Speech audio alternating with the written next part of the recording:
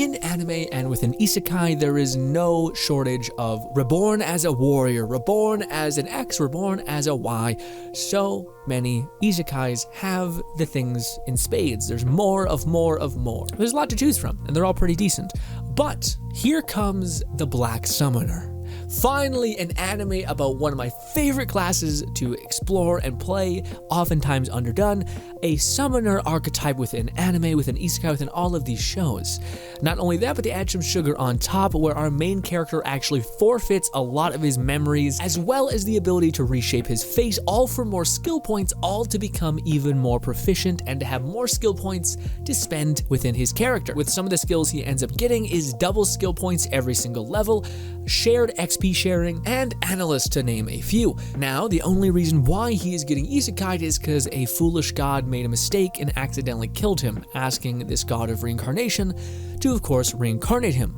Now, our character, being extraordinarily ballsy, actually asked the goddess herself to join him on his reincarnation, and for some mysterious reason, she agreed. So there you have it. They are now set off on the world to basically embark, dominate, get stronger, evolve, and all of these things.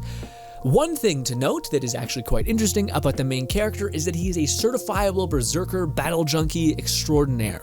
What that means is he loves combat, he loves getting to the razor edge of death, he likes adrenaline, essentially. Think of an adrenaline junkie, except a battle junkie, right? The outcome of this is him having a devilish smile and always throwing himself into conflict, albeit it's not without reason ever, which is kind of nice.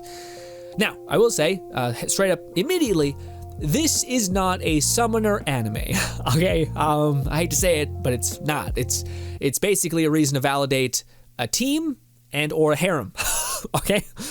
In no way does he summon like an army of imps, or like, basically invests in like a pixie and makes the pixie like giga god tier overpowered because he just keeps leveling her up in the most clever attributes ever, and just keeps juicing that support person up to the 9. Not the case. He also doesn't summon like 1,000 of an enemy type to like bombard his enemy. Nothing like that. It's just he can have 12 companions basically. This should just be called companion. The black companion. No, it doesn't work. Just should be called this companion guy, because that's what it is. You're just having friends that he's able to basically supersede. And what summoners does, whenever you make someone your summon, they double their level. So if you have a companion that is level 50, you now have a companion that's level 100. That's nuts. If you have a slime that's level 5, he's gonna be level 10. And they basically get various buffs as well, which is nice. You also get part of this network of summoners, which is basically like a mind reading for your entire summoners. You can spawn them in, all these lovely things. Now, despite it not being a summoner anime, more or less, it's more of just a, glorified collector sim, which is fine. Okay, the characters are lovely. If you like the harem archetype of fantastic, unique characters that are goofy, fun, and different personalities, you're gonna love this show. The main character is also not a dead-end, goofball, altruistic as hell kind of character. No, he's kind of a little messed up. He kind of loves combat, and yet he also wants to be around these people that he's fostered, right? Which is actually very refreshing. And again, this is, the antithesis of this show. If I could just cut to the chase. I know I tend to be whimsical a lot of times. If I could just cut to the chase. It is extraordinarily bingeable.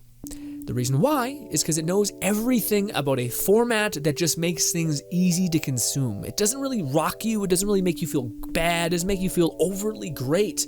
It doesn't really give you new things to think about or anything like that, but it does do the things that these shows do so well. If you like isekais in general, if you like the hero's journey, the multitude of wonderful characters to visually see, as well as different archetypes of them filling, like the martial art boxer, like the angelic angel Valkyrie, like the tiny little sister who also becomes a rogue, the archer, the knight, all of these things.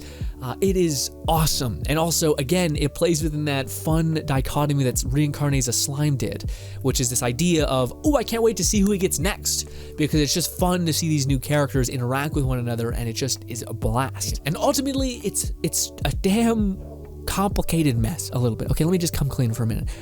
I binged this show within like a day and a half because it's that easy to watch. It's also in Crunchyroll's like most binged shows of all things. It's definitely gonna get a sequel because But despite it being so consumable and so like good to consume, I don't have as many like takeaways besides it's good. But it's not like Reincarnated as a Slime where it's like, dude, this show is godly in how clever it is and how fun it is and how much it leverages these ideas.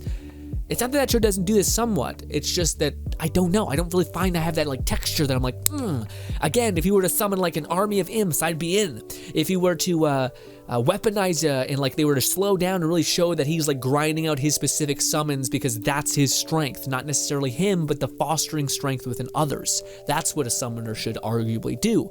They don't have fun things where he has a gauntlet that every single time he beats up somebody, he siphons off their magic, stores it in a gauntlet, and then can give it to his companions, giving them a fire weapon or taking a tiny little goblin and making it an ultra hobgoblin or a giant ogre goblin. These are things that you could do and have fun with the fact that you are basically messing with creation itself and amplifying that based on your power. That's something that's so fun about the idea of summoning, is you can start summoning a novice thing all the way up to an elite god level summon. That's what of the same type. This is something that Slime did accidentally, kind of, you know? Reincarnated as a Slime, I mean. But regardless, this show you should absolutely watch, by the way. This show is for, I think, a lot of people who just enjoy isekais as a whole. This is one of the tenets of, like, if you like isekai, you're probably going to like this show because it follows the formula, it knows what makes it good, it knows what makes it satisfying. If you like harem shows, you like the diverse characters and the weird perspectives of each of them, bang. The main character is not just a total and virtuous goofball who's like not real, basically like a Superman unattached, can't relate kind of main character. He's pretty relatable. He's pretty different. He also does not want to be the hero and all of those things. And ultimately, it has a lot of cool, interesting ideas. AKA, basically, the person that reincarnates you is basically forced to experience the world with you, or not forced, that's Konsuba. Instead, wants to experience the world with you, chose to experience the world with you. I can't wait. I can't wait for more. This just showed that they could have 3 more seasons and I would think, oh, I'm going to binge all of them. So it's funny because it's not like the show that I would think in my head is like next level, but I will watch it all the time whenever it has new things.